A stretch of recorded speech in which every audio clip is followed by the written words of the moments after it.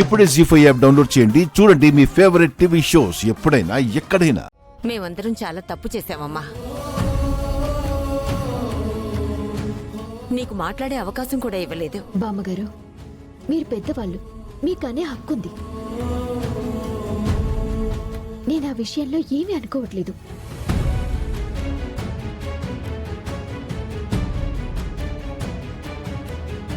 అమ్మా, ఇంటికొచ్చిన కోడల్లో మేమంతా కోపాన్ని చూసాం కానీ మనసుని చూడలేకపోయాం.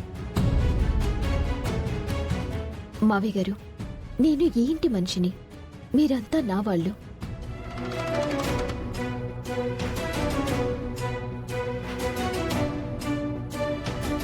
దయచేసి మీరలా తప్పు చేసినట్టు మాట్లాడొద్దు. ఇంతటితో మనం జరిగిందంతా మర్చిపోదాం.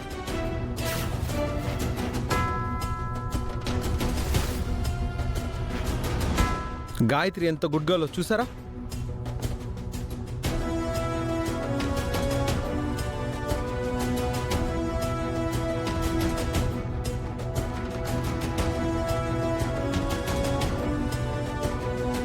అనంత్, ఏంట్రా అలా ఉన్నావు? ఏం లేదు నాన్నమ్మ. బాబాయ్ సారీ చెప్పు. బాబాయ్ కరెక్ట్గా సారీ చెప్పు. సారీ అమ్మా, నిజం తెలియక మేము ఏదేదో అన్నాం. పిన్ని నువ్వు కూడా. నా తరఫున కూడా సారీ. అమ్మయ్య, అందరూ సారీ చెప్పేశారు. ఇప్పుడు నాకు ఆకలి అవుతుంది. అయ్యో నా మతి మండ, బ్రేక్ఫాస్ట్ మర్చిపోయాను. ఒక్క నిమిషం ఉండు నాన్న, ఇప్పుడే. అత్తయ్య గారు, మీరుండండి, నేను వెళ్ళి టిఫిన్ చేస్తాను. గాయత్రి త్వరగా, కడుపులో రాట్స్ రన్నింగ్ చేసేస్తున్నాయి. ఒక్క 2 minutes.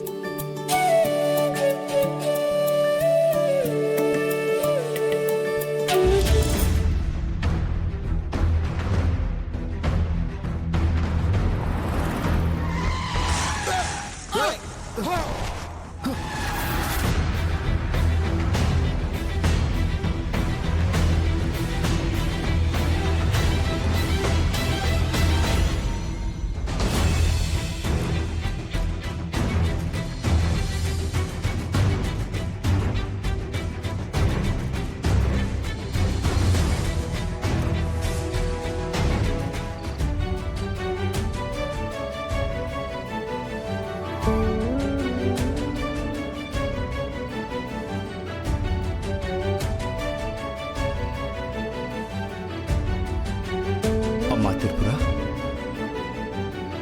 ఏంటమ్మా అంత దీర్ఘంగా ఆలోచిస్తున్నావు? ఏం లేదు తాతయ్య. గాయత్రి గురించే కదమ్మా ఆలోచిస్తుంది. అవును తాతయ్య. చూడమ్మా, గాయత్రి ప్రేమ కోసం, దానికి అనంతబాబుతో పెళ్లి చేయడం కోసం నువ్వు చాలా తాపత్రయపడి అన్నీ చేశావు. అలానే గాయత్రి విషయంలో నువ్వు చేయాల్సిన పని ఒకటి ఉందమ్మా. ఏంటి తాతయ్య అది? అదేనమ్మా, వాళ్ళిద్దరికీ కార్యం జరిపించాలి. అప్పుడే వాళ్ళు మరింత అన్యోన్యంగా ఉంటారు. వాళ్ళ మధ్య ఎలాంటి గొడవలు మనస్పర్ధలు రావు. అవును తాతయ్య, నేను ఈ విషయం గురించి ఆలోచించలేదు. నువ్వు చిన్నపిల్లవే కదమ్మా, ఇవన్నీ తెలీదు. అంతా బాగుండి ఉంటే, మీ అమ్మ మనతో ఉండుంటే ఈ పాటి తని దగ్గరుండి ఈ విషయాలన్నీ చూసుకునేది. ఇప్పుడు గాయత్రికి అమ్మైనా నాన్నైనా అన్నీ నువ్వే అయి చేస్తున్నావు కదమ్మా. రేపు మనం ఒకసారి పంతులు గారిని కలిసి కార్యం ఎప్పుడు పెడితే మంచిదో ముహూర్తం కనుక్కొని వెళ్ళి గాయత్రి వాళ్ళ అత్తగారి వాళ్ళకి చెబుదాం. అలాగే తాతయ్య.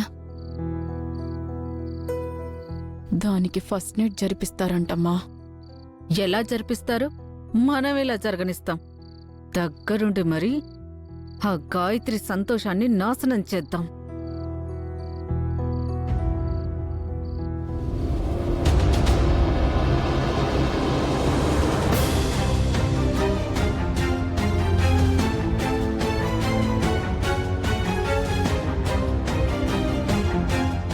నాన్న ఫోటో నాతో తీసుకెళ్తాను.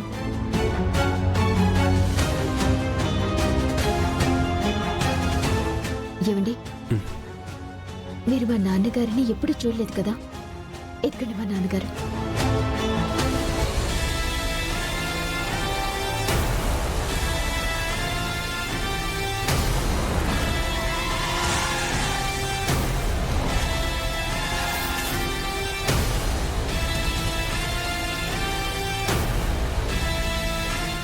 మా నాన్న మమ్మల్ని ప్రాణంలా చూసుకునేవారండి. మాకు కష్టమే తెలియకుండా పెంచారండి. మా ఎదుగుదల చూసి చాలా ఆనందపడేవాళ్ళు. మాకు ఆయన దగ్గరుండి పెళ్లిళ్ళు చేయాలని చాలా కలలు కనేవాళ్ళు. కానీ ఆయనకు అదృష్టం లేకుండా పోయింది. మమ్మల్ని వదిలి దూరంగా వెళ్ళిపోయారు. ఏమండి, ఈ ఫోటోని మన రూమ్లో పెట్టుకుంటానండి. మిమ్మల్నేనండి. అలాగే గాయత్రి.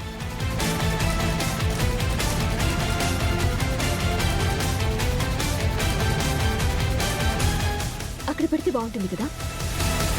సరే.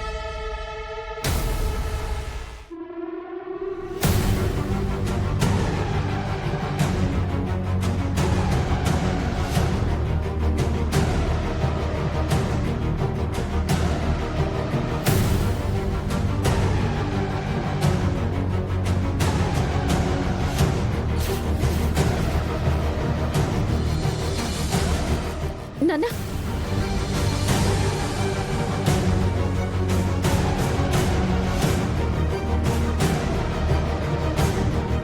పాండురంగారావు గారిని నేను భలే సేవ్ చేశాను కదా గాయత్రి.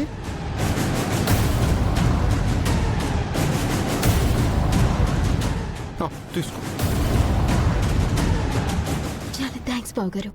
You welcome Gayatri.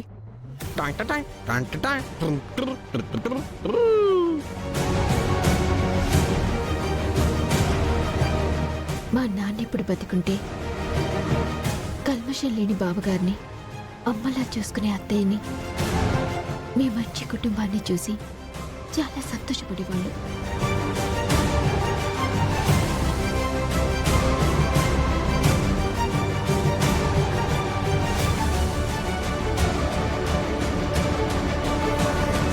పోన్లేండి, మా నాన్న ఏ లోకంలో ఉన్నా నేను మిమ్మల్ని చేసుకుని ఈ కుటుంబంలో ఒక మెంబర్ అయినందుకు ఆయన ఆత్మ ఎక్కడున్నా శాంతిస్తుంది. ఉండండి.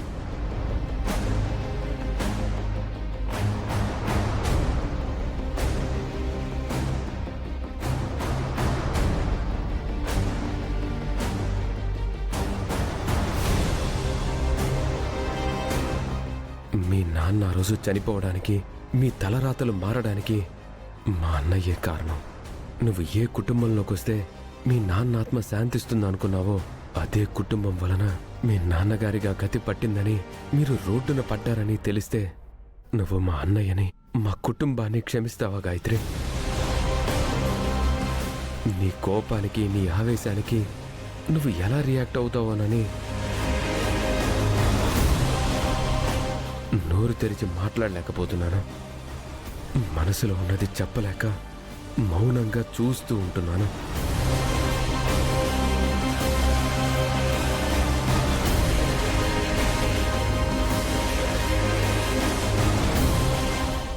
జీ5 యాప్ డౌన్లోడ్ చేసి అన్ని ఎపిసోడ్స్ పూర్తి ఉచితంగా చూడండి.